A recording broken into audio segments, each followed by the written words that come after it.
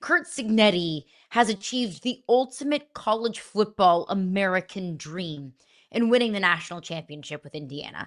I mean, this is the first time national champion that we've ever had in my lifetime because we're living in a sport with dynasties. We're living in a sport with the haves and the have-nots. That we've gone through decades and decades of the Ohio States and the Clemsons and the Alabamas and the LSUs that are winning national championships. The sport is not built for the small man. The sport doesn't have parity. That's what I think makes this turnaround even more impressive. College football is not built for everyone. It's not like you can't compare this Indiana turnaround, or not even a turnaround because they didn't come from anything. This turnaround, or excuse me, this Indiana resurrection, I think is the right word. You can't compare it to anything that we see in professional sports because professional sports are constructed for everyone to get a crack at the apple. Professional sports have salary caps. Professional sports have collective bargaining agreements. Professional sports have drafts where the worst teams get the best picks and everyone gets an opportunity to be good. College football does not have parity, never has, and never will have true parity in this sport. And Curt Cignetti built not just a national champion, but a wagon of a team. And he did it not by spending the most money. He didn't spend tens of millions of Mark Cuban's dollars on this team. Indiana wasn't even top 20 in NIL spending this year. Indiana, yeah, sure, they got a bunch of players out of the transfer portal. Kind of the modern way of building a juggernaut is with money and through the transfer portal. But with what Curt Cignetti did was get players from JMU out of the transfer portal, like D'Angelo Pons, friend of the show. He had a pick six in the very first play in the Peach Bowl against Oregon. D'Angelo Pons was a massive part of that secondary. Fernando Mendoza, he was originally committed to Yale before, changing course and going to Cal. And Fernando Mendoza ended up being the Heisman Trophy winner and ultimately had the game-winning touchdown in the national championship game. Think about Pat Coogan, their center. Sure, he transferred from Notre Dame, but the only reason why he got an opportunity at Notre Dame was because they had injuries. And once players came back healthy, Pat Coogan didn't have a spot on that Notre Dame team anymore. And he ended up being the offensive player of the game in the Rose Bowl, a center. So what Curt Cignetti did was not take the modern formula for competing in college football. What he did was make this roster with with construction paper and glue and duct tape. Find a bunch of 2 stars and 3 stars, not a single 5 star on that roster. And he developed them. He found the perfect players for his type of system. He had his coaching staff from James Madison with him at Indiana, and they now have won a national championship. It is the most improbable story that I think I have ever seen in college football. That Curt Cignetti built a wagon in an era of college sports that's not built for Indiana. And he did it at Indiana. It is just such a remarkable story. I think we may have lost Fitz's audio. Oh. All right, there we go. Turns out I was muted. My bad. My fault. Look, some of the haters have come out in the last 24 hours. That's what social media does. Let's just acknowledge here, though, that everything you just said is so important because I want to remind every single fan base. Curt Cignetti and his coaching staff didn't do anything that your favorite team couldn't have done. Curt Cignetti didn't go out and get people that your favorite team couldn't have gotten. Curt Cignetti didn't go out and outpay everybody to bring in people that your favorite team simply never would have had access to. Curt Cignetti didn't go out and do something that Alabama isn't capable of doing. He didn't do something that any other Big Ten school couldn't have done. They didn't have some magic potion in a bottle that gave them a national championship. They just, as a team and as a program, did it better. And that's why I think it's just going to have to sit in some people's cross for a second here as you realize that Indiana has built this entire thing by simply doing it better. As a team, they just came together so much. And then the gutsy play of Mendoza. Look, we're all going to talk about that last touchdown, that 4th and 5 touchdown run. That where in full transparency, I was sitting in a bar surrounded by people and I screamed, "That's my quarterback." I'm not an Indiana fan, but I certainly hope that that's my favorite team's quarterback next year. That moment right there is going to be remembered in college football forever, and it should be. And this team is going to be remembered forever, and they should be. And then remembered not just for the fact that they went 16-0, not just for that fact that they won a national championship, but it gives hope to every other school in this college football landscape right now. It gives hope to every fan base that sits back and says, well, why not us? It gives hope to every single team. For all those people that thought college football would be broken through playoff college expansion, they thought it'd be broken through NIL, that this is just going to screw it up. Remember 2 years ago when all I heard were the so-called experts sitting on TV telling me that this was only going to create more of the haves and the have-nots? It didn't.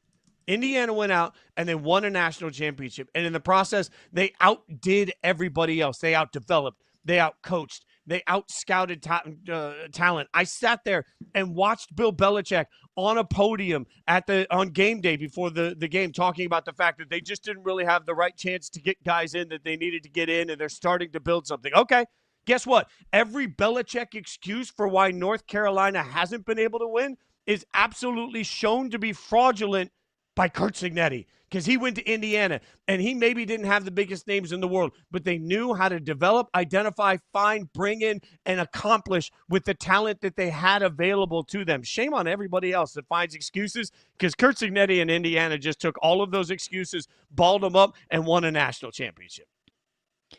And he's broken the mold while doing it, and also broke our brains while doing it. Because we all in this era of college football, really in sports in general, we're always looking for a formula. We are all searching for that secret magic sauce that equals a championship contender or equals a championship at the end of the day. It's a copycat sport. Okay, what did Ohio State do last year to win a national championship? Let's try and do that. What did Nick Saban do at Alabama for all of those years to go on that dynastic run? Let's try and replicate that. What Curt Cignetti has done at Indiana, I do not think is replicable. I think that every team across America is going to be searching for and chasing for what Curt Cignetti has built at Indiana. And let me just state for the record how crazy that statement sounds. Every coach in America is chasing what Indiana is doing. Welcome to college football in 2025 and 2026. But I don't think that what Curt Cignetti has done is something that you can just copy and paste, something that you can just replicate, something that, any other team across America can say, okay, we'll follow those guidelines, we'll follow those parameters and try and recreate that formula. Because I don't think that you can. Because I think what that secret sauce is that man right there that had the crazy enough conviction that you could do this at Indiana. And maybe even deep down, Curt Cignetti didn't actually believe that he could do this. He made everyone believe that he could do this. Because when he was hired at Indiana, he said, Google me, I win. And he said, Purdue sucks. And everyone said, yeah, Purdue sucks. And then he says, Ohio State and Michigan suck too. And everyone was like, whoa, pump the brakes there, Curt. Let's understand where we are in the hierarchy of college football. But he didn't care where Indiana belonged in the hierarchy of college football, because where they were in 2023, he believed was going to be a far cry from where they would end up being. I don't even really know if he deep down believed that Indiana would be where they are in 2025.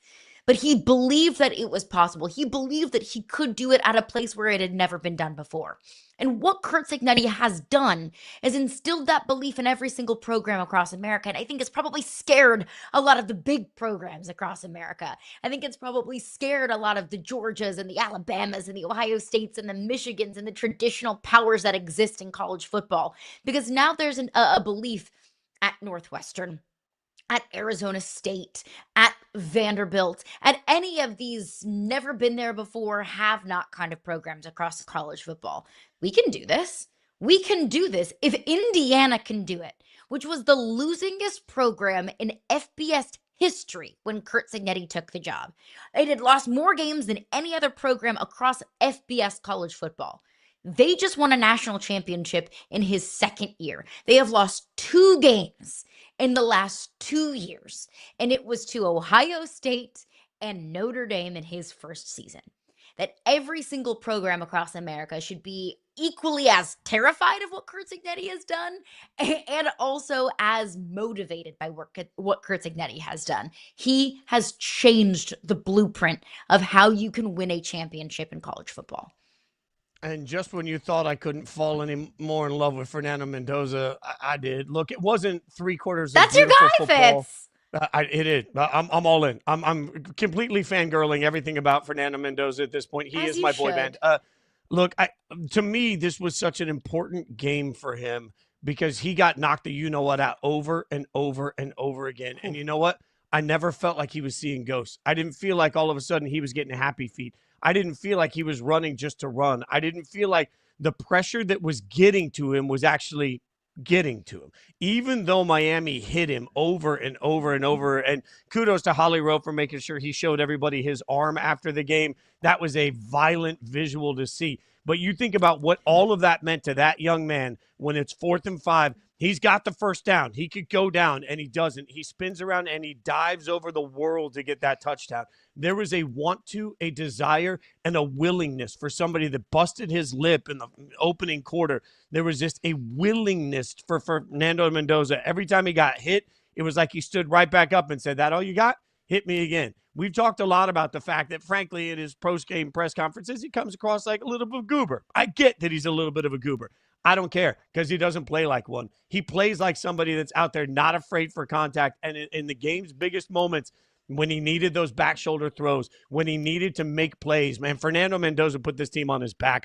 I couldn't be more impressed with what we've seen starting from the Big Ten championship, ending in a national championship for that man. He deserves the Heisman. He deserves the praise. He deserves, in my mind, squarely to be the first overall pick in the NFL draft. He's so precious. He is truly just such a sweet and precious little thing. It is kind of crazy if you listen to him in interviews and press conferences. He's so humble, and there is such a level of authenticity that comes across whenever he speaks because he truly, in his soul and his heart of hearts, just loves football, appreciates his coaches, and appreciates his teammates. That's another part of all of this. It's not just what he does on the field. Is I think he's going to just absolutely blow general managers away in all of his combine interviews and all of his everything that he does, all of his media availabilities throughout this entire NFL draft process. But it's like a switch flips whenever he puts that helmet on and he goes out on the field because he's a dog. Like, do not let his interviews and his sweet, kind demeanor fool you. Because you mentioned the bloody lip. I mean, his entire chin strap was red and bloody. It was what, 6, 7, 8 minutes into the game. That Miami pass rush, that Miami defensive front was swarming Fernando Mendoza, really for the entirety of the game. And even in that touchdown there, that moment that will live forever in Indiana football history and football history as a whole. Like, Fernando Mendoza was like a pinball popping between some of those Miami defenders, and he just continued to stay up and continued to make plays. So yeah, Fernando Mendoza, dog, and also such a precious, sweet little angel. I do want to give Miami credit though. I thought Indiana was going to absolutely positively roll in this game because I just think Indiana and thought Indiana was that perfect of a team. Every single time it felt like Indiana was putting Miami away, Miami had an answer. So credit to Miami for that. But Miami just made far too many mistakes against a team that doesn't make them. Indiana had the block punt for a touchdown. Miami had the block punt. Indiana had the block punt for a touchdown. Miami had too many of just like silly penalties and critical penalties and terrible moments that extended drives for Indiana. And that's all it takes is a couple of mistakes here and there. And that ultimately is the difference. The missed field goal as well. How many times in that game last night did we think, man, that field goal will be nice to have right now? So you just can't make those mistakes against a truly flawless team and expect to win a game, especially a game of this magnitude.